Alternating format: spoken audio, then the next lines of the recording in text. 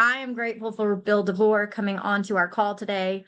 He's got a really powerful story that I am so excited for him to share with you guys. It's definitely going to be a great call. Tyler had a family emergency, so he messaged to ask if I could step in and lead today's call. So I'm grateful for him asking me to do this. I absolutely love this community and love being able to facilitate awesome conversations like this. So, without further ado, I'll put Bill on spotlight as well. First of all, tell us who you are and where you serve. Yep. Bill DeVore. Let's see. I am in the Asheville, North Carolina Market Center.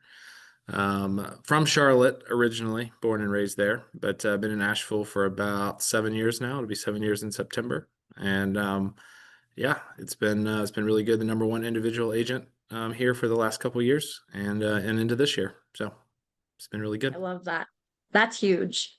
So, I mean, you said you've been there 7 years, and I know what happened 7 years ago. So why don't we take us back to that? What made you leave Charlotte, and start you on this journey, Mhm. through sobriety? Yep. So, mm, okay. So Friday was 7 years sober. And let's see, July 24th, 2018, my life changed pretty dramatically forever. I was going, so not my first run in with the law, but that was my second DUI that night. But I was going 110 miles an hour down the interstate and hit the car in front of me, and just was at like the lowest spot in my life. I mean, I drink every day. I drugged a little bit as well. But every day, starting at like 4 in the afternoon and going until 3 in the morning. Got out of the car that night, called my parents and just said, I think I'm gonna end my life. I walked across traffic that night a couple of times. Something kept pushing me across for me today. Whatever you believe in, that was God doing for me what I couldn't do for myself. Walked in the woods and fell in a 35-foot ravine straight to the bottom. The cops said, come out the same way you came in. I'm like, how the heck do I do this? And they said, well, we'll send in the dogs to get you. And I said, I'll figure it out. And failed the sobriety test and went to jail. Had an extended stay. If you know who I am, you know I am not cut out for jail life. Not my place to be. But I stayed there for 7 days. Got moved from one to the next.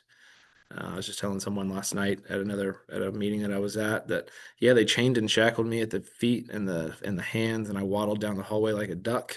And then it was bad, bad, bad, and got out, went to rehab. Um, that was the best decision I ever made. And then they said, "Where are you going to move to?" It could be Asheville or Wilmington, and Wilmington it was great. The beach sounded fun. I said I need to do the opposite of fun. So I did what I thought was boring and went to the mountains of Asheville, North Carolina. And that has been truly the best decision I have ever made in my life. Someone said, let's see, I got dropped off. And on paper, it did not look like I was going to make it. I mean, it was not good. I mean, I got dropped off with a book bag, a pair of jeans, some shirts, and a pair of tennis shoes.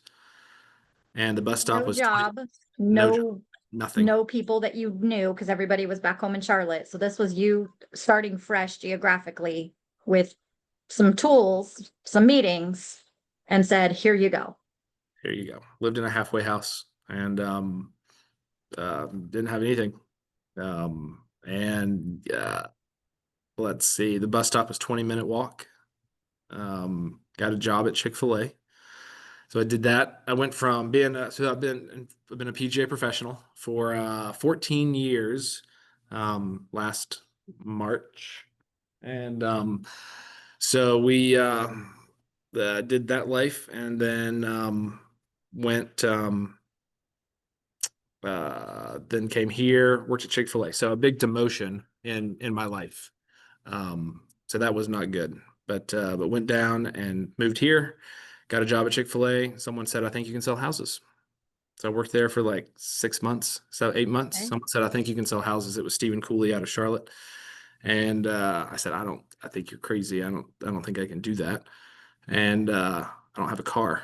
Like that's kind of a prerequisite to, being able to sell houses is to have a car. And he said, I think that sounds like an excuse. kind of didn't. I was like, I think I have a good excuse here. But I did it, and I got involved, and I sold 12 homes that first year without a car.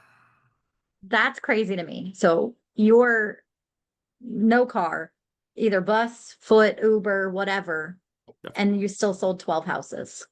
yeah, yeah. That's so you capped your first year. Capped without a car. That's crazy. $24,000 paid. That's crazy. So then you said you bought a car.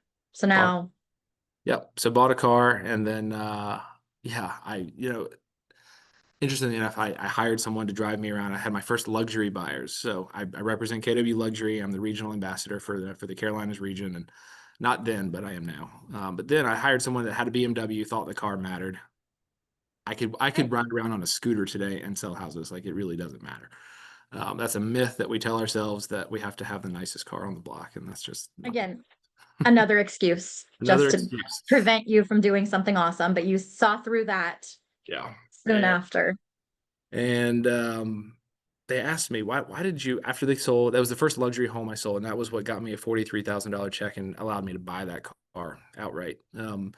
And they said, why didn't you drive us around? And I'm like, okay, here we go. Here's this whole story. And they said, wow, it's interesting. Our son has been through the same thing that you have. And now those are like my parents today. And they were a floor duty walk-in. And it's amazing. I know I've sold 187 homes in 5 years. So That's amazing. I know every single one of my clients. I'm not transactional in the least bit. I don't need to do 100 deals a year. If you're on this call and you need to do 100 deals, hey, great. That is your life by design. That's not my life by design. Um, and 40 deals a year is what I need to do, but I know every single one of those, just about every single one of those 187 people. Um, and that's what's important to me. That's amazing. So real estate was kind of your journey to rebuilding your life. Mhm. It's tied hand in hand for you. Yeah. So talk me through real estate super stressful. Like it's one of those businesses where people literally lose their minds doing it. So how do you protect your sobriety? How do you protect your boundaries? How do you build that life by design that you're talking about? And still stay true to who you want to be. Yeah, absolutely. You're very, very great question. So non-negotiables that are on my calendar every day. I break my own anonymity, so I'm really involved in AA. Excuse me. And I those are non-negotiables. Those go on the calendar before anything else goes on the calendar. I take care of that. I still go to 5 meetings a week. Like, I need to. It's not that I don't have to go. I mean, I'm not gonna probably drink today. And you still want me to show up for this call. So I still need to do what I need to do to keep myself on the journey that I'm on. So Yeah. that's the non-negotiable. And then, of course, I feel like real estate, we all know this. Alcohol is a big part of this business. I see it every day. I'm going to a broker open after this call. There's probably going to be champagne there. It's a luxury broker open. And, I can go for 30 minutes and show my face. I don't have to go and hang out and be all up in it, and they know that. I think that's the difference today is I surround myself with people who understand, and no one's going to say, "Hey, why don't you just have one today?" The 10th one isn't the problem for me. It's the first one. The 10th one, yeah, gets me where I'm going, but the first drink is the problem. So, Yeah. yeah, So if you never have that first drink, then you don't have to worry about hitting the 10th. absolutely. Yeah, I love that. So for you, your non-negotiables then are your meetings and your contacts every Yeah. day. So AA and church, I never miss Sunday morning. So I have clients that Okay. want to see houses on Sunday morning. That does not happen. I mean, there is no. I used to. I have that one. That one was a looser non-negotiable, Okay. but now it is. That is a non-negotiable. And then Wednesday night. So I go to Wednesday night Okay. service as well, and those go on the calendar first, and then yes, contacts. So getting into the business side of this, so my coach. So I hired a coach from early on. I had Brittany Purcell. She was a MAPS coach, and she said, "What is it going to take?" I would say we gamified it. I would say it was a game every day. And she said, "What is it going to take for you to lead generate consistently?" When I came in here, I didn't even know how to spell it. I mean, I didn't even know what it was. Right. And I needed to talk to people and I needed to build relationships in an area that I had no idea who anyone was. I told you my first home sale came through the Chick-fil-A drive-through line. So you can sell the Lord's chicken and houses at the same time. But it's and then those people, the first sale have bought and sold 3 homes with me so far. That's So amazing. it's pretty funny. But she asked me, what is it going to take for you to lead generate every day? And we got it down to a science, and we figured out that I needed 10 contacts a day, Monday through Friday, no weekends and no holidays to hit my goal. Cool. Okay. And That's that was it. doable. 50 Yeah. 50 people a week. And 50 people a week.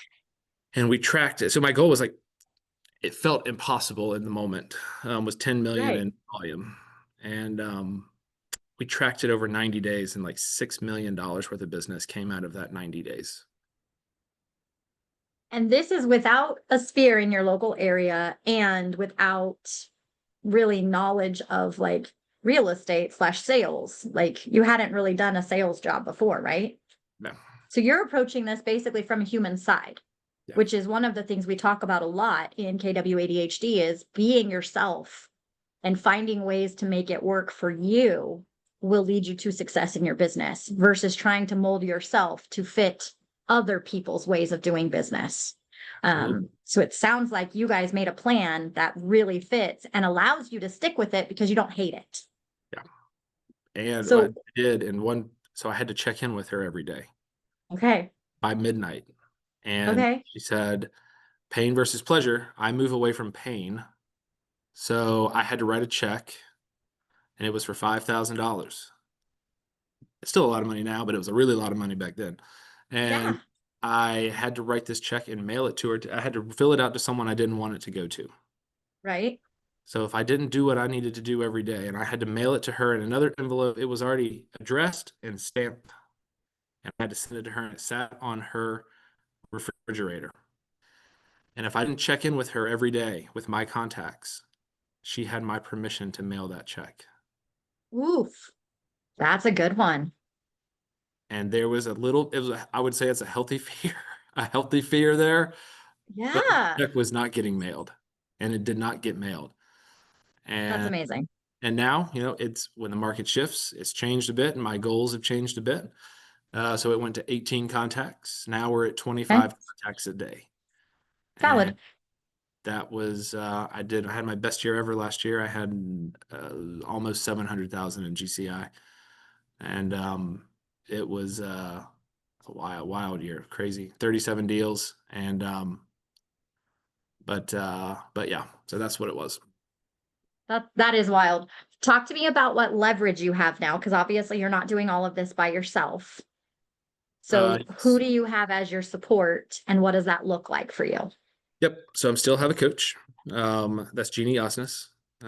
She's been my coach now for a couple years. And then I have Cindy. She's my admin, executive assistant. She does everything with me. She goes on appointments with me. She is my right hand person every day. And then that's it. It's just us two, I and love it. we make it work. I joke that our director of operations is my second brain and my chaos coordinator because she does both of those things for us. Yes. And I'm like, if I didn't have her, like it would be definitely like herding cats even more than it already is. So, um, what advice would you give to someone who is struggling, whether they're struggling with sobriety, whether they're struggling in their business with burnout, whatever that is for them? What advice could you give to them? It's just talking to someone. I think that's probably my other accountability piece today is, I don't have to pick up the bottle, but I can pick up the phone. And, it's whether you want to talk on a group like this, and some people don't want to do that. I've done this many of times, and people call me after the fact and they say, wow, I've never been able to tell anyone this, blah, blah, blah, blah, blah, blah, blah. And, so it's talking to one person or talking to someone and um, getting a plan in place because life doesn't have to be that way. There is things that you can do, and there's ways to get around it. And I just found mine. I had to go the hard way. You don't have to do it the way I did it. You don't In have fact, to we go to jail. probably suggest don't do it that way. You don't have to Like, go to jail. But it's just talk to someone.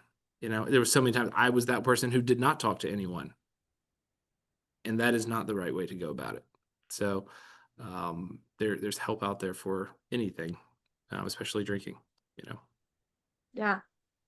Have you ever felt like you don't belong in our industry because of your past? And if so, like how do you push through those feelings? Because again, a lot of agents in the ADHD community feel like they're too much or they don't fit. And we get a lot of that imposter syndrome that we're not supposed to be here. Yeah, So how do you push through that? How do you change your mindset around that? yeah, good question. I come at it as how I sell houses for fun and I change lives for a living. That's sort of my motto. How can I help someone today? Selling houses just gets in the way of, it's the vehicle in which I serve out my life mission. And, uh, I just owned it. Honestly, I mean, I was showing up in an Uber or the bus or walking. Like, I owned it. And I said, hey, here's where I'm at. Here's what I'm doing. Not one person ever fired me. I That's just I amazing. just went on the biggest appointment of my life today, and I didn't have to say anything about it, but I owned everyone always asks what brought you to Asheville. And here's the story, here's an opportunity, and I shared it. And here we are and going back next week to meet with them again. So I own it, and here's what I mean, I'm crazy. I am certifiably nuts. I know that. Feel like And we all are. To do and real estate, you kind of have to be like you and can't you can't be fully sane. It doesn't work. But yeah, that's to Stephanie's point, people love authenticity. They love knowing our stories and that we're humans just like them. And like you said, sharing your story is going to connect with people who also have a similar story in their lives. And that, and they're going to see the journey that you've gone through, and that you're a person of integrity because of it. yeah. And That's the that's other the other thing. piece. The other piece of it is, man, I get that phone call at 8 a.m. on a Thursday morning. Hey, I know you sold us our house. My son can't quit drinking. Can you help with that too? Yeah. That That's the phone call you really want. that's the phone Yeah. call. And yeah, I can Yeah. help with that too. I absolutely love that. Do you feel sometimes like I know the meetings you go to are for you, but do you also feel like they're for the others, like that you can change lives with your story? Yeah, absolutely. Yeah, Yeah. absolutely. And that doesn't mean that I think we briefly got into this on the call, but um just because life just 'cause I got sober doesn't mean life doesn't get, hard at times. It's been up and down over the years. And um my dad passed away 2 years ago. And we had a very rocky relationship, and we were able to make amends a few years ago. I wanted to do real estate, and he was the negative factor that says, no, you can't do this. You don't have a car. I mean, I can't disagree with him. It's probably sounded stupid, but someone else believed, and I think that's the beauty of Keller Williams, and that's what I say all the time is someone believed in me before I believed in myself. That's the power of Keller, of this group of these people, wherever you're at in your life, you have the power to change someone's direction just by believing in them. And we very much disagreed on the direction that I was going, and they didn't talk to me for like a year and told me to go find two new parents. And that was how it went. And then I'm walking in the streets of Asheville one day and I look down and it's my dad calling. And he said, I think I owe you an apology. probably. Yeah. And, from that point forward, it wasn't always perfect. However, it was better. Good. And he died. It'll be 2 years in September. And life happens. Life happens, and I didn't have to drink. I think that at the end of the day, I didn't have to drink, and that's the gift in that. What's something that you used to believe about success that you've completely changed your mind about now, Mm. that through your journey has brought you to new ideas? I used to think a lot of money was going to make me happy. I used to think success, whatever that, like, I just need X, and that's going to make me happy. Um, that's not the case. Like, I can be unhappy today, and I am financially pretty fit, but it's I mean, I have a nice house. I have all this stuff. And I tell you, this is my epiphany, my aha moment that my coach and I were talking about the other day. I was actually happier, and happier is not the right word. It was less chaos when there was less in my life, like less stuff. Like Yeah. stuff I thought was going to make me happy, and it doesn't. Um, Getting back to the basics, and I think we said it earlier, and I wanted to interject because I think it's so powerful to say is, yeah, you don't have to live someone else's business plan. The page 138 of MREA is there for a reason. There is a whole plethora of different lead generation strategies. I do not make I mean, I do make calls to people that I know and like. I do Right. not call for sale by owners and expireds. Not doing Yeah. it. I am not getting yelled at 8 o'clock in the morning. Yeah. That That doesn't make you happy. that doesn't work for me. For But I some people, it makes them happy. They enjoy it. And and for that those, love that for them. and that's the beauty is Yeah. you get to pick what you want to do. Make lead generation fun. Like it doesn't have to be all of that. I go and play I'm playing golf on Thursday. I go and play golf next Wednesday. That's my lead generation time. And social media, I love a good post. So it's that's what I do today. But yeah, like the stuff didn't make me happy like I thought it would. And I think that was the epiphany of, man, when things were simple, when all I had to worry about was catching the bus on time. There's something simple about that. Um, and I didn't think I wanted to be a parent. I am a parent today. And, from a life perspective, man, there is nothing like I was cutting the grass the other night, and then Drew, my son, is behind me pushing his little bubble mower. And, there's just something about that, man, he never has to see his dad or his mom. His mom is sober as well. He never has to see his parents drunk. Like there's a gift in that I can't even put into words. What that means for him.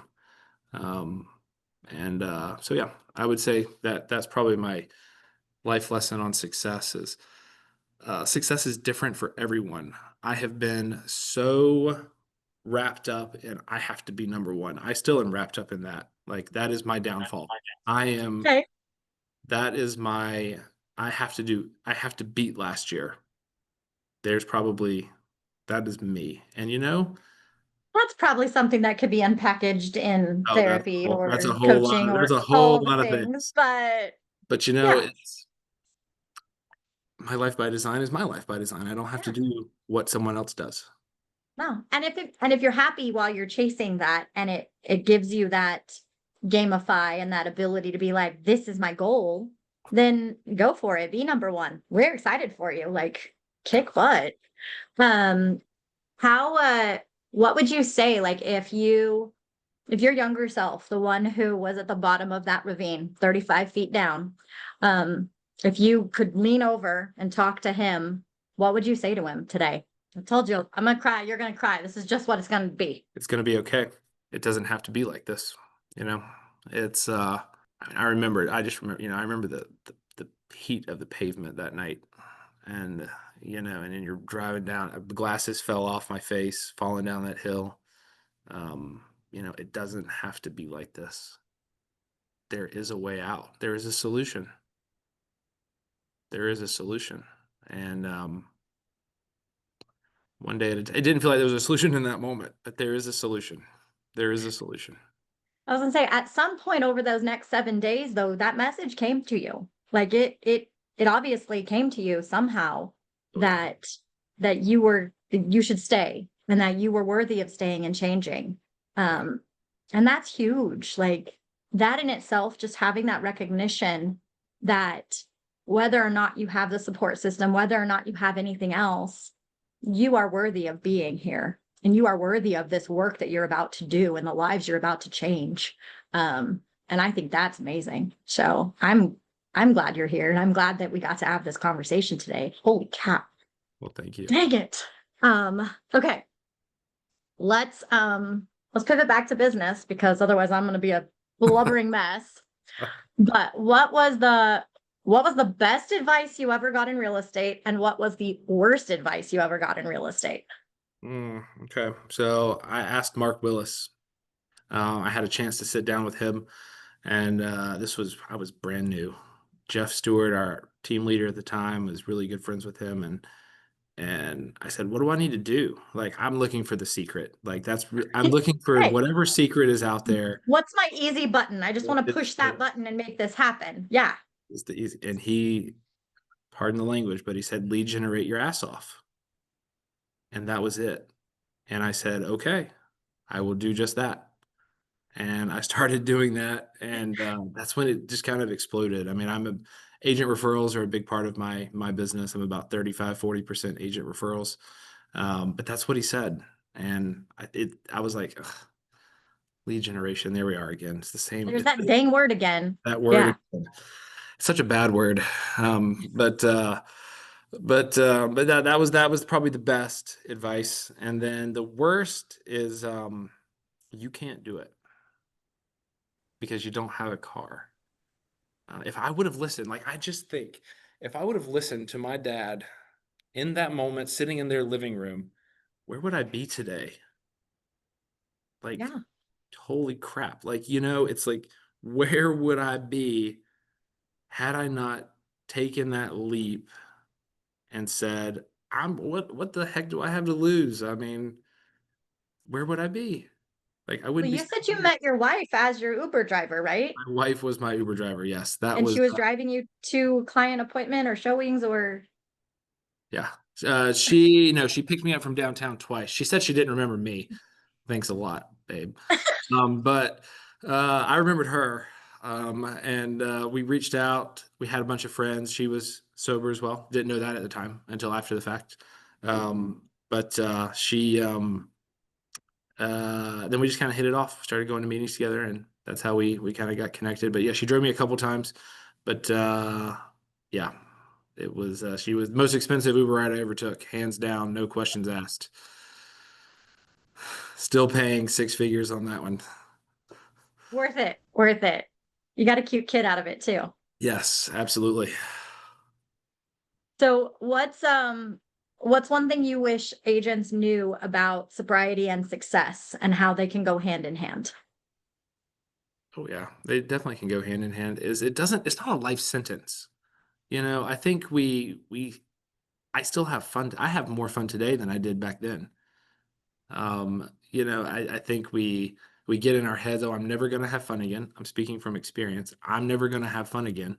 That's not true.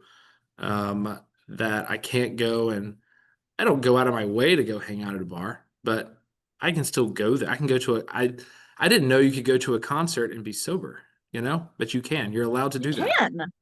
Yeah, you are allowed to do that. I can go to That mega is agent camp and family reunion and take a break when I need to. yes, that's a big one. And and I'm a high D and I'm a high I and a little bit of a C. I can overanalyze things, Okay. mm, but yeah, my I like people, but I can get peopled out really quick, and it's okay to take a break. I've learned that over the years, but but yeah, it's just an important part. Yeah. Stephanie had a great question earlier, so I'm going to read you that one too. She says, I've been thinking about whether the luxury market is something I should try to get into. What would be your best tip for how to do that? Yeah, great question. So yeah, I how did I get started in luxury? I think that's a great segue into that. 'Cause yeah, I didn't know what luxury was. Never been in it. I worked at a really nice golf course, but I wasn't one of them, quote unquote. And I started touring all of the luxury communities in my area. So I prepared before I executed. I got to know that in my area is the Ramble, Biltmore Forest. You have the cliffs at Walnut Cove. You have Biltmore Lake at the time. They're all great communities. So then when I had already planned, I had already went there. We did agent tours with our office, and I was there. And so when the Gallaghers showed up, that was that very first luxury deal I ever sold. And they said, we're looking for A, B, and C. I knew exactly where to take them. I looked like a luxury expert before I didn't even know what it was. So I was that expert. I would recommend doing the same. Be the expert in whatever field you want to be in. If it's horse farms, if it's equestrian, whatever that looks like for you, go and do it. And absolutely, you can sell luxury. There is no doubt in my mind. That does not discriminate. You just go and be a part of. Take all the luxury classes that you can. Surround yourself with luxury agents. I was just we had a luxury mastermind in my office this morning that I hosted, and 5 by 5 by 5, go and reach out to 5 new agents. Go and comment or like 5 new posts, and then share 5 of your listings or your firm's listings with other people in those markets. Gives you something to do and gives you sort of an end of a game plan to reach out to people and something to talk about. But yeah, I would check in. Like I still do it even to this day, as crazy as it is. I go to the Ramble to go visit people and I check in on my cell phone on Facebook. I look like a Love luxury that. and I go to the cliffs, even if I'm not playing, I would just drive through, but I Yeah. check in when I'm there.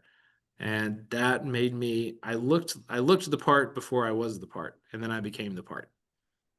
That's actually right there is an amazing tip for anybody. So whether they're looking at luxury or a specific community or a specific area, if you post a story with a geographic tag, if you check in, if you just show you're constantly in that area, people who see your social media have no idea why you're there. It could be that, like you said, you're just driving through because you're previewing. They I, think you're going on appointments. They think you're selling houses in there. They don't know all the things behind. It's just the optics of what you're doing. yeah, So marketing as if you already are and preparing as if you already are means that as soon as that opportunity arises, you can jump on it yeah, and you have the confidence to do it. absolutely. And they're people too. I Mhm. think that's what I learned. Like we all have in our mind, and she says, I can get into luxury. Well, yes, it's selling houses. They just may have a couple extra zeros on their bank account that the rest of them don't have. Yeah, And that's just an important piece in that. So highly say yes, you should go for it. And there's ways to prepare yourself and get to know, like go and learn all the different manufacturers and stuff like that. So you can prepare before you execute. absolutely. Especially if you're in an area that has a lot of custom built luxury properties, knowing who the builders are and what they specialize in or what specialties they do to those homes will absolutely stand you apart because you can explain that it's a 2x6 construction and that they do this special thing with the roof and it's very different than their other products. And you look like a rock star to these clients who, like you said, they're just buyers, they're just sellers. It just happens to be a bigger product or a more expensive product.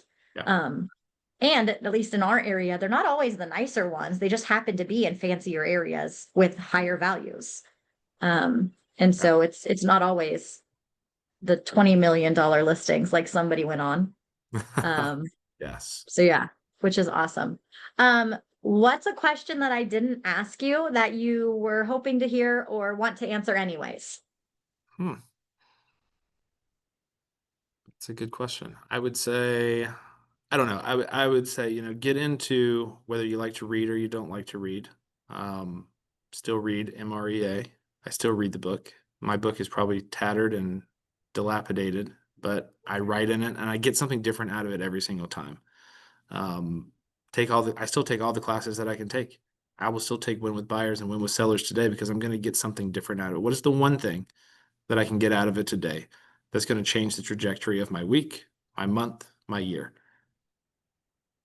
And surrounding myself with the right people. Who's the top 5 people that need to be in your life right now? Who are they? Identify them. You may not be in relationship with them right now. And how am I going to develop that relationship? The best one was Brady Sandall. Um, I reached out on, and that's also what I did is I reached out on the KW official luxury Facebook page and I said, I want to get started in luxury. How do I do this? And I was sitting in a basement of somewhere I lived.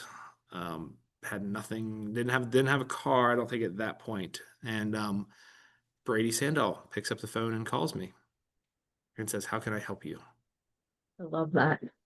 And it was funny today. He did this video for our mastermind, and he said, I think he considers me like his second son.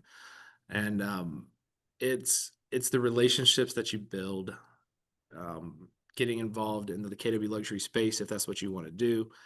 But who are the 5 people that you need to be surrounded with right now? And it's okay if they change from month to month, week to week, year to year.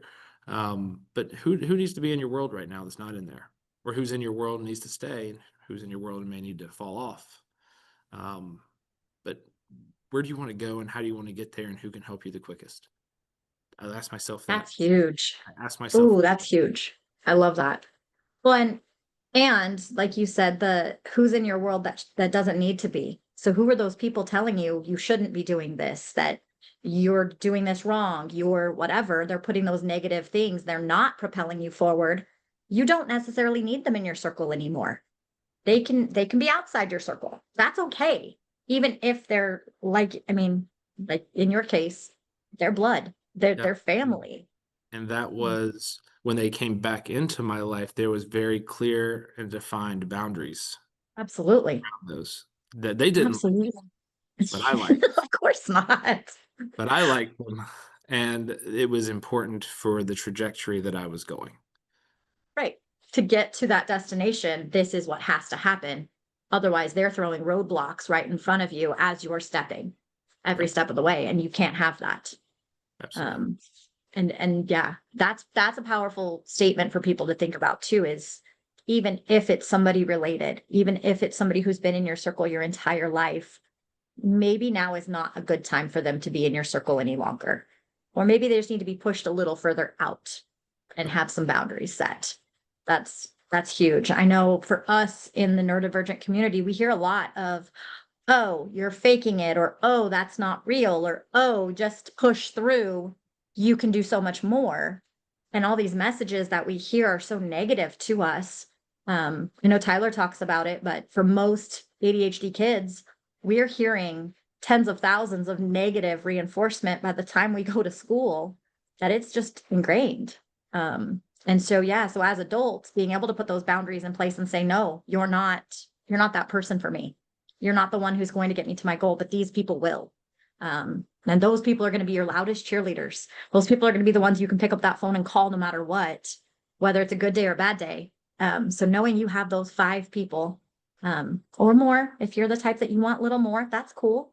But having that support system is key. You're so right about that. Well, thank you so much. This was absolutely amazing. So for everybody else, thank you guys for being here. Tyler will be back next week. And then I know if you're also in the ADHD agents group, we have a call on Thursday, as usual. So feel free to reach out in the meantime. If you guys need anything, we are all here for you and we love you. So go make it a great day.